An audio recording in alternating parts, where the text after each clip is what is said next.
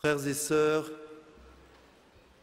nous sommes au sommet de cette session sur la montagne sainte avec Jésus transfiguré, Jésus qui est le même pour l'éternité, qui est le prince d'éternité, qui règne hier, aujourd'hui et demain. Hier, faisons mémoire de notre itinéraire, de notre ascension sur la montagne sainte. Vous vous rappelez, nous avons commencé avec une journée en 3D. Détachement, désir, disponibilité. 3 conditions qui nous ont permis d'accueillir la confiance, d'accueillir l'amour de Jésus ressuscité, de nous ouvrir à l'amour infini du cœur de Jésus. Nous sommes ouverts à l'amour du cœur de Jésus. Nous avons laissé cette grâce de l'amour de Dieu cheminer en nous. Nous nous sommes purifiés à la fontaine, à la source de la réconciliation, à la fontaine d'eau vive auprès de l'Esprit Saint. Et puis hier, nous avons entendu au travers de cet évangile dramatique de Jean-Baptiste, nous avons compris mieux ce qu'était un prophète qui annonce, un prophète qui doit aussi parfois dénoncer non pas les personnes, mais le mal qui défigure l'homme. Un prophète qui renonce aussi, qui renonce à sa vie pour aller jusqu'au bout de la fidélité au Christ. Frères et sœurs, aujourd'hui, nous sommes au sommet de cette montagne de la transfiguration. Nous voyons Jésus transfiguré. Et qu'est-ce qui caractérise la transfiguration dans les textes que nous avons entendus? Eh bien, je crois que c'est la joie et la lumière. Oui, cette joie et lumière qui est produite par le feu dont nous parlait la première lecture, le feu du trône du Seigneur, qui jaillit du trône du Seigneur, le feu de cet amour inextinguible qui jaillit du cœur de Jésus. Celui-ci est mon Fils bien-aimé, en lui j'ai mis toute ma joie, en lui je trouve ma joie, écoutez-le. Oui, cette joie que nous promet cet épisode de la transfiguration, c'est une joie éternelle, frères et sœurs. Ne l'oublions pas, la joie qui nous est promise est éternelle.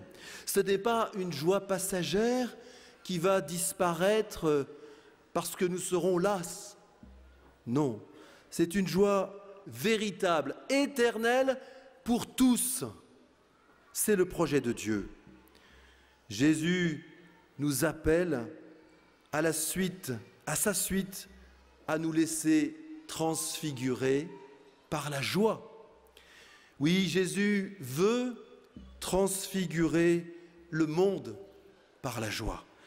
Oui, Jésus veut transfigurer le monde par la joie. Souvent, nous entendons les gémissements de ce monde, les craintes, les peurs de toutes sortes, les angoisses. Et parfois nous sommes pris nous-mêmes par l'angoisse.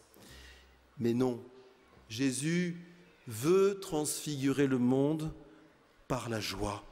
Et pour cela, il a besoin de nous. C'est le demain. Nous allons redescendre de la montagne sainte, nous allons reprendre notre vie quotidienne, nous allons retrouver nos activités quotidiennes. Comment faire? Eh bien, la transfiguration nous révèle ce qu'est la sainteté. Oui, cette joie éternelle, c'est la sainteté, frères et sœurs. Nous sommes invités à la sainteté, nous sommes invités à une vie de joie. Regardez, autour de vous, il y a les bannières des saintes et des saints, pas tous, mais certains d'entre eux qui ont fait l'Église tout au long des 20 siècles, des 20 premiers siècles de l'histoire de l'Église. Ils sont classés par ordre chronologique et ils sont les hommes et les femmes qui rythment la vie de l'Église au cours des siècles. Regardez ces bannières. Regardez ces bannières parce que elles ont vocation à se déployer. Il en manque au moins une. La vôtre paraît 2117. Votre bannière doit être là. Pas seulement une bannière, 5500 bannières, puisque nous sommes 5500 à peu près. 5500 bannières supplémentaires. Rassurez-vous, on ne sera plus avec les 3 tentes, on sera avec un immense chapiteau encore plus grand pour contenir 10, 100 fois plus de personnes. Frères et sœurs, ce n'est pas une boutade que je vous raconte, c'est la vérité que Dieu veut pour nous, pour chacun d'entre nous. Frères et sœurs, voulez-vous être les saints du 3e millénaire? Voulez-vous vous laisser transfigurer par la joie? Alors pour cela, retenez le mot joie. La joie, c'est d'abord la joie de l'adoration. La joie de l'adoration. Oui, frères et sœurs, lorsque nous adorons, nous nous laissons saisir par Jésus. Nous nous laissons aimer par lui. C'est pour cela que adorer, décider d'adorer chaque jour, c'est nous laisser aimer par Jésus. La joie de l'adoration, le haut, c'est l'obéissance à l'Esprit Saint. Oui, frères et sœurs, soyons obéissants à l'Esprit Saint. Le I, c'est l'initiative. Oui, frères et sœurs, le Seigneur attend de nous des initiatives. Nous allons devoir nous lever au cours de ce 21e siècle et au-delà pour être les artisans de la sainteté d'aujourd'hui, les artisans qui vont rebâtir le monde. Alors, frères et sœurs, prenons des initiatives. Ne craignons pas d'être nous-mêmes. Le Seigneur nous a créés uniques. Chacun d'entre nous est unique. Chacun d'entre nous a quelque chose d'unique à donner au monde et à l'humanité, frères et sœurs. C'est vrai. C'est profondément vrai. N'hésitons pas à prendre des initiatives. Je me permets de vous citer un point particulier qui me tient à cœur.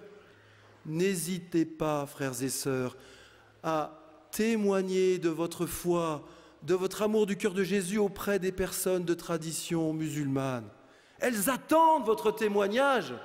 Elles en ont besoin.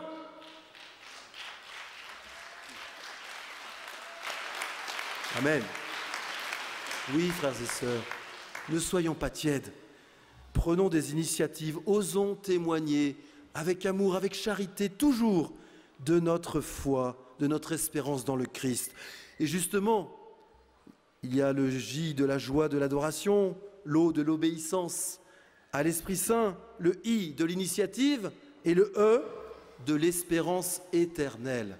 Frères et sœurs, lorsque vous serez attristés, lorsque vous aurez l'impression que votre témoignage tombe à plat, que vous êtes moqués au travail, rappelez-vous cette espérance. Rappelez-vous que la joie de Dieu qu'il nous promet est éternelle.